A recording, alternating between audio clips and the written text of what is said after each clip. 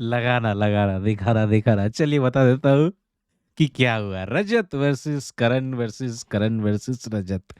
क्या ये करण वर्सेस रजत हो क्यों रहा है? भाई देखो कल टास्क हो रहा था। टास्क के दौरान भाई टाइम गॉड सब कुछ बन भी गई, निकल भी गई, सब कुछ हो गया। बट ये जो लड़ाई है, इसके ऊपर प्रोमो आया है और इस प्रोमो के ऊपर जो है मेन लोग बात करना चाह रहे हैं। मुझे बहुत सारे डीएम आए कि भाई आप एक्सप्लेन करो क्या है, किस तरीके का है। तो भाई समीकरण के ऊपर बात आई कि भाई बिग बॉस के अंदर करण ने जो वहां पे चीज बोली है समीकरण के ऊपर, और रजत ने बोला है कि मामा पीएमओ में है। अब धमकी दे मामा पीएमओ की, मामा पीएमओ, मामा पीएमओ।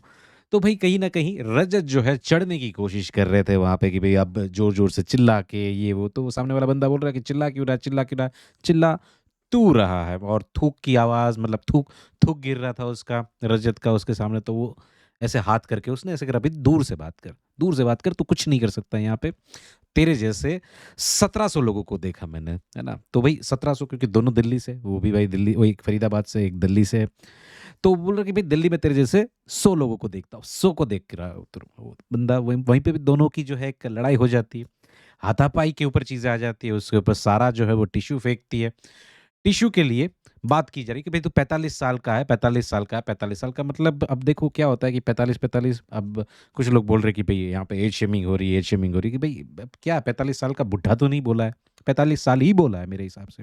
वहाँ करणवीर भी जो है आराम से ही बात कर रहे हैं कि भाई तू चिल्ला रहा, चिल्ला के तू मेरे पास आ रहा है और बोल रहा है कि क्या है, क्या है, क्या है, कौन है, कौन है, कौन है। और जब उसने बोला कि करणवीर मेहरा, तो बोल रहा कि एक्टिंग मत कर, एक्टिंग मत कर। तो पूरी पूरी कहानी, जो कहानी पूरी बन रही है, क्लियर कट, जो एक समीकरण फेल्ड हो जाते हैं ना, उसकी एक फ्रस्ट्रेशन है। क्योंकि अगर आप देखा जाए तो करण का जो ग्रुप है वो स्ट्रॉन्गेस्ट ग्रुप अभी बन के आ रहा है। श्रुतिका, चुम, शिल्पा एंड करण, 4 लोग हैं वहां पे। 3 लोग हैं और इधर भी 3 लोग हैं। तो मिलके भी वो सामने समीकरण नहीं बना रहे, नहीं बन पा रहा है।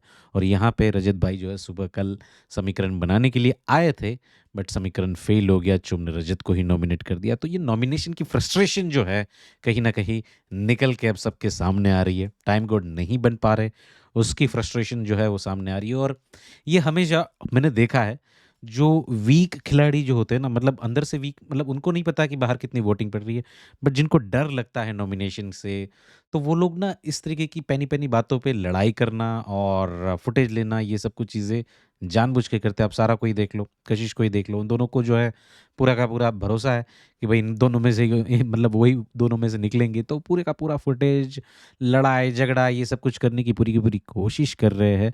बट मैं आप लोगों को बता दूं, इंटरेस्टिंग लग रहा है। रजत भाई मतलब खतरनाक जो है समीकरण उसके, और यहाँ पे करणवीर मेहरा, करणवीर, द करणवीर मेहरा शो, ये बोला जाए ना, तो द करणवीर मेहरा शो। तो बिग बॉस के अंदर द करणवीर मेहरा का शो का परचम तो ले रहा है अभी भी। फारा की जो क्लास दी गई थी, कोई असर नहीं है, कोई असर नहीं है। एक एक कहावत है ना, एक इंसान की प्रवृत्ति जो होती है ना वो कभी चेंज नहीं होती। कुत्ते की दुम टेढ़ी तो टेढ़ी। चाहे वो सलमान समझाए, फारा समझाए, या कोई भी समझाए, आप अपनी प्रवृत्ति कभी नहीं छोड़ सकते हो। अगर छोड़ दे तो वो रियलिटी कैसी है ना। और हमें तो रियलिटी शो के अंदर लोगों की रियलिटी देखनी है। तो दिस इज अ रियलिटी। एक बोल रहा है कि गुंडा है तू क्या, ये वो इस तरीके का। एक बोल रहा है कि तू बड़ा गुंडा है क्या, इधर की धमकी देता, उधर की धमकी देता। तो भाई ये गुंडा गुंडा गुंडा गुंडा बहुत चल रहा है भाई। करेंगे इसके ऊपर डिटेल में समीकरण क्या है, फेल हो रहा है, पास हो रहा है, या फिर करण की जो है एक अलग लेवल की जो रिश्ते वाला शो जो है वो बन के आ रहा है।